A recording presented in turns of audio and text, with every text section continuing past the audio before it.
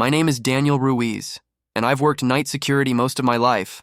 Factories, malls, office buildings, you name it. I've dealt with trespassers, drunks, even teenagers trying to break into vending machines. But nothing compares to what I went through at the Crestwood office complex back in 2014. I got the assignment on a Tuesday afternoon when my company called and said their regular guard had quit unexpectedly the night before. They needed someone to cover the 10 p.m. to 6 a.m. shift for a few weeks. The pay was good, it was close to home, and most of the complex was vacant, so I took the job without hesitation. Crestwood had 3 connected 6-story buildings, but only one company still used part of Building C during the day. The rest was empty. Some floors under renovation, others just abandoned. When I arrived for my first shift, I expected a handover from the guy who had quit, but he never showed. Instead, a thin, pale man named Thompson met me in the lobby, gave me the keys, a half-dead radio, and a binder full of outdated maps. Right before he left, he said something I didn't pay attention to until later. "Whatever you hear, stick to your patrol route."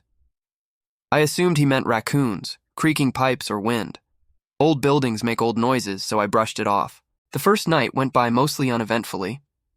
I started in the control room on the first floor of Building A and checked the camera feeds. Everything was still, quiet, and dark.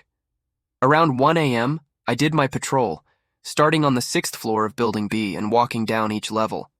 But when I reached the 4th floor staircase landing, I heard footsteps directly above me. Not faint taps or building noise, heavy, boot-like footsteps moving across the floor. I stopped and listened. The lights flickered slightly, then the footsteps stopped. I called out on the radio just in case someone was inside, but there was no response and no sign of a break-in. I tried to shake it off and finish my route, telling myself it was probably the building settling. The second night, the noises came earlier. Around midnight, I was scanning the cameras when I heard loud footsteps again, this time above the hallway outside the control room.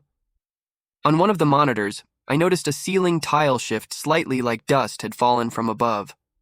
Before I could process that, the motion alarm went off on the 5th floor of Building C. I switched to that feed. The hallway was dark. Only emergency lights were active.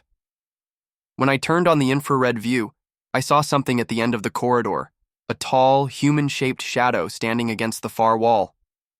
It didn't move. I stared at it, leaning closer to the screen, and just like that, it was gone. No footsteps, no movement, no heat signature. I told myself it was a camera glitch and forced myself to move on, though my nerves were getting tighter. On the 3rd night, I finally met someone else in the building, the cleaner, Maria. She was a small, tired-looking woman who mostly kept to herself. As she passed the lobby with her cart, she glanced at me and said quietly, "You're new." I told her I was only covering temporarily. She looked uneasy and then asked, "Has it started talking to you yet?" I frowned and asked what she meant. She lowered her voice and said, "The thing upstairs. The other guard heard it.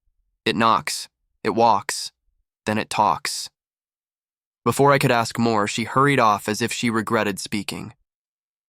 That night, I started my patrol early. The air felt thick and strangely still. As I neared the hallway connecting Building B to Building C, the lights flickered, just for half a second. And when they came back, I saw a figure at the very end of the hallway, tall, motionless, facing me. I called out, "Hello?" Even though the hair on my neck stood up, the silhouette didn't move. I blinked once, and it vanished. I rushed down the hallway, checked every door, but everything was still locked and empty. I returned to the control room and stayed put the rest of the night. On the 4th night, everything escalated. I was in the stairwell between the 3rd and 4th floors of Building C, checking the fire doors as usual, when I heard 3 slow knocks. They weren't echoes or pipes. These came from directly under the stairs. I pointed my flashlight through the gap and saw nothing. Then I heard my name. Not through the radio, not down the hall. It was directly behind me, someone standing close enough to whisper in my ear. "Daniel!" My whole body froze. The voice wasn't distorted or faint. It was clear, low, and too close. I spun around, nearly slipping on the steps, but the stairwell was empty.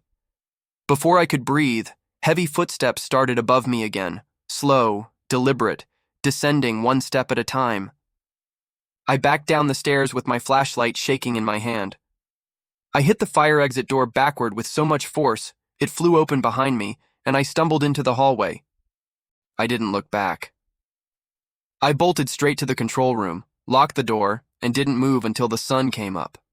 When Thompson arrived that morning, I told him something was wrong with the building. I didn't mention the voice, but I told him about the footsteps and the alarms and the shadows. He didn't look surprised in the slightest. He just repeated what he'd said on my first night. Stick to your route. You'll be fine. I turned in my keys and quit that afternoon. A few days later, a buddy from my company told me the guard who worked there before me, Evan, had quit in the middle of his shift.